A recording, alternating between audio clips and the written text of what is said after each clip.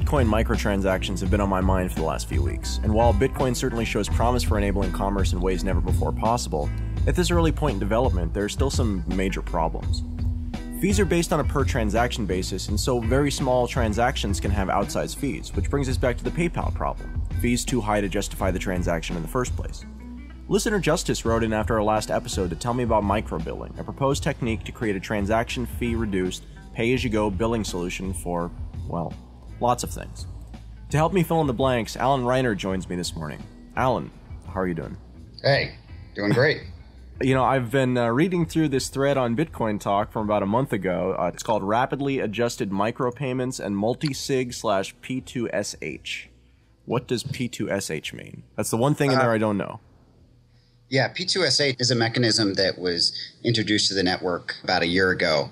It's really not all that, it's kind of a deeper technical meaning, but the idea is that it makes it a lot easier for parties to execute multi-signature transactions and actually more complicated things that you could do on the network, but otherwise might be bulky or inconvenient. P2SH is, generally speaking, you can just associate that with multi-signature transactions. Basically, rapidly adjusting micropayments and multi-signature transactions. And so, like I said, the problem is that as you get down to these really, really, really small transaction levels, like one of the examples we've been talking about on the show is if you had like a mesh network, router nodes that were providing these localized internet connections, able to be compensated on like a per kilobyte or per minute or per second even rate.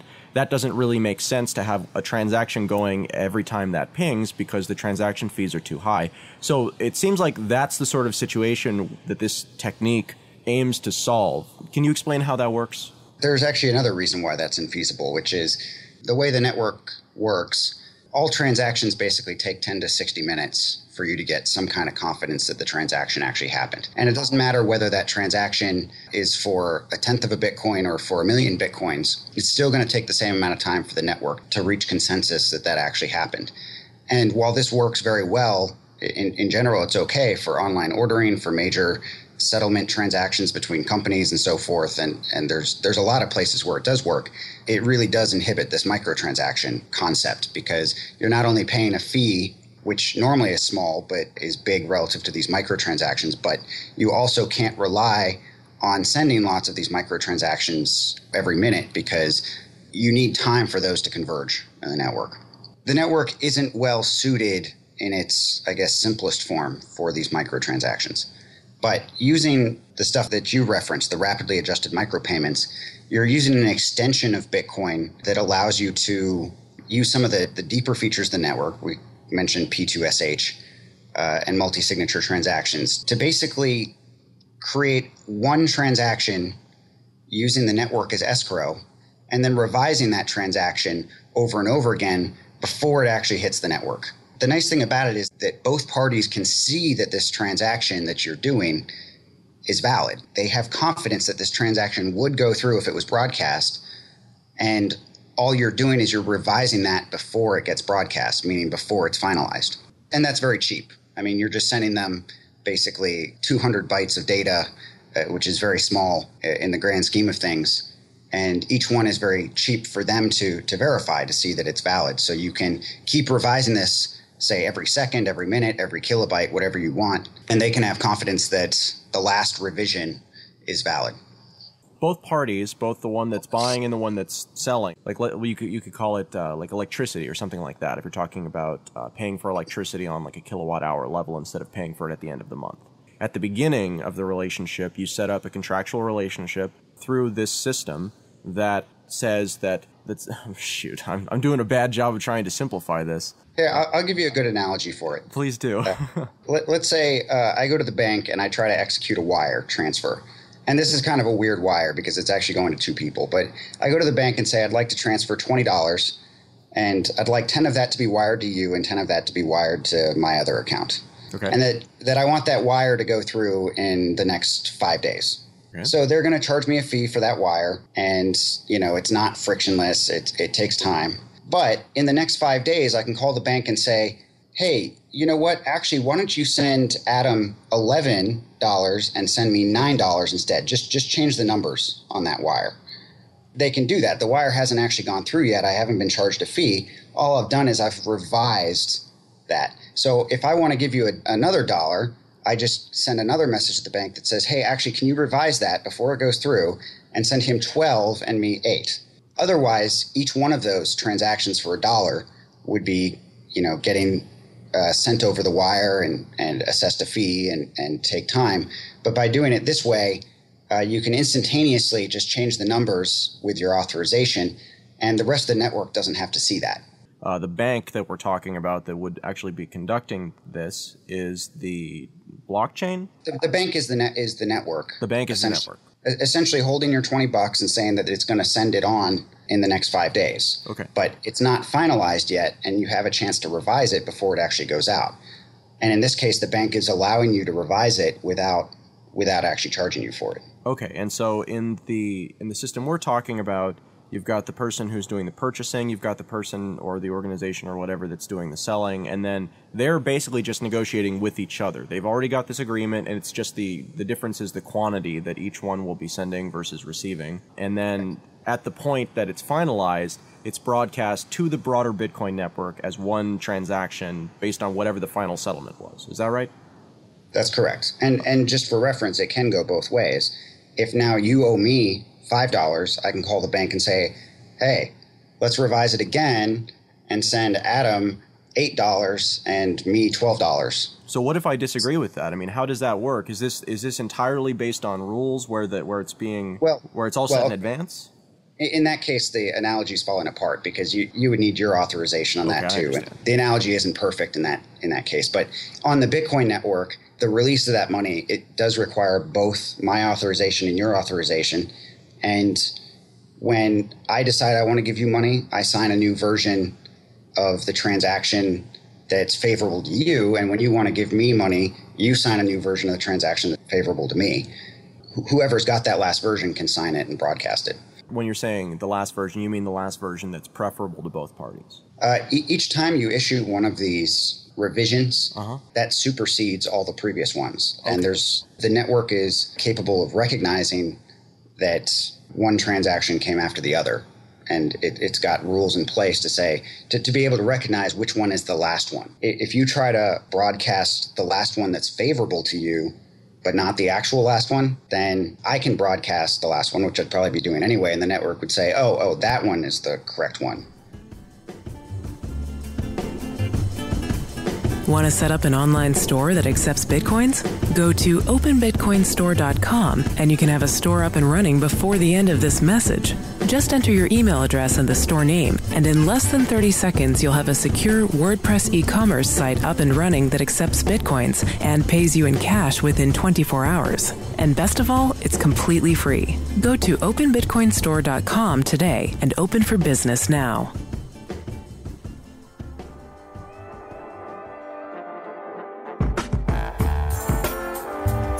Let's Talk Bitcoin is heard each week by thousands of people who are participating in the new digital economy. Our listener base of Bitcoin owners, miners, investors, technologists, and merchants is growing fast. We offer a limited number of short advertising slots in each show to keep our listeners engaged and to provide maximum impact for our sponsors. If you'd like to talk to us about Let's Talk Bitcoin, send us an email at sponsors@letstalkbitcoin.com. So one of the interesting parts about this that I originally, when I was reading it, thought was kind of onerous, but now it's starting to make a little sense to me, is that this relationship requires essentially collateral being put at risk by both parties. So even if you're in this relationship where, you're buying power from the power company, in order to make this work in a way where everybody is incentivized to play by the rules, both sides wind up putting up collaterals. Can you explain the thought process behind that? I mean, there's multiple ways to do it. And if you're going to have a two-way relationship where I might be giving you money and you might be giving me money, then yes, both sides have to put money in. But one of the nice things about this technique, the rapidly adjusted micropayments, is that from the moment that the contract is started, that relationship is initiated, even if both parties died or lost their keys or whatever, the transaction will complete. The last revision will be accepted by the network, and everything will be returned. So I put in $20 into this transaction. I should be using Bitcoins. I put 20 Bitcoins into this agreement, And the way that we do this kind of dance with signing transactions and agreeing on how they look and how it works, if we do nothing else, that $20 is just going to come back to me. It's only if we decide to move more money, to exchange money, that we would revise that.